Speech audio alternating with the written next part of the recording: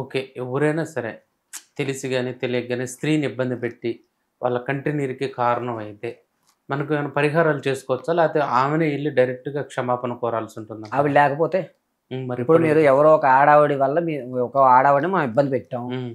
మనం రియలైజ్ అయ్యాం. రియలైజ్ అయ్యేసరికి ఆవిడ లేదు. అప్పుడు మరప్పుడు దీనికోసం అని చెప్పి మనం ఏంటంటే ఏ దోషం చేశారనేది ముందు తెలియాలి.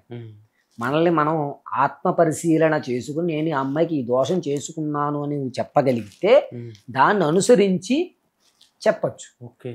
అంతే తప్ప అందరికీ ఒకటే రెమెడీ ఉండదు. ఓకే. పారాసిటమాల్ అన్నిటికీ ఒకటే, కానీ టైఫాయిడ్ వచ్చినోడికి పారాసిటమాల్ మోతాదు ఎక్కువ ఇస్తాం. నార్మల్గా జ్వరం వచ్చినోడికి పారాసిటమాల్ తక్కువ ఇస్తాం. కానీ పారాసిటమాలే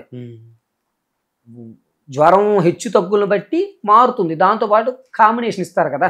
అలాగే ఇక్కడ ఏమవుతుందంటే నువ్వు చేసినటువంటి దోషం అది శారీరకంగా చేసావా, ఆర్థికంగా చేసావా, లేకపోతే ఈ అమ్మాయిని ఉపయోగించుకుని ఇంకొక అమ్మాయిని ట్రాప్ చేయడానికి చేసావా, లేకపోతే ఈ అమ్మాయిని నువ్వు పూర్తిగా మోసం చేసేసి నువ్వెది చేసావా, ఇటువంటి వేదభ్రాలు బట్టి పరిష్కారాలు ఉంటాయి. ఇదే విధంగా మన కుడి చేయి ఎంత ప్రధానమో ఎడం చేయి కూడా అంతే ప్రధానం.